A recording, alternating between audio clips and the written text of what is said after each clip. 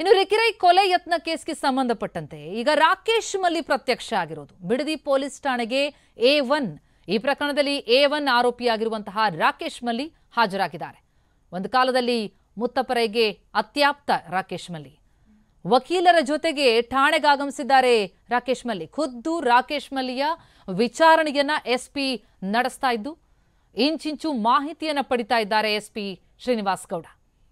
ರಾಕೇಶ್, ನಿತೇಶ್ ಮತ್ತು ವೈದ್ಯನಾಥ್ಗೆ ಪೊಲೀಸರು ನೋಟಿಸ್ ಕೊಟ್ಟಿದ್ದರು. ಈ ಪ್ರಕರಣದಲ್ಲಿ ವಿಚಾರಣೆಗೆ ಹಾಜರಾಗಿ ಅಂತ ನೋಟಿಸ್ ಕೊಡಲಾಗಿತ್ತು. ಈಗ ಪ್ರತ್ಯಕ್ಷ ಆಗಿದ್ದಾರೆ A1 ರಾಕೇಶ್ ಮಲ್ಲಿ. ಆದರೆ ನಿತೇಶ್ ಮತ್ತು ವೈದ್ಯನಾಥ್ ಚಕ್ಕರ್ ಕೊಟ್ಟಿದ್ದಾರೆ.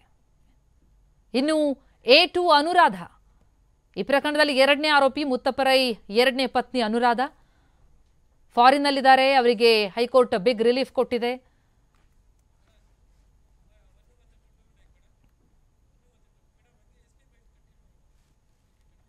SSP ವಿಚಾರಣೆಯನ್ನು ನಡೆಸ್ತಾ ಇದ್ದು ಮೇಜರ್ ತಿರುವು ಸಿಕ್ಕಿದೆ ಈ ಪ್ರಕರಣದಲ್ಲಿ.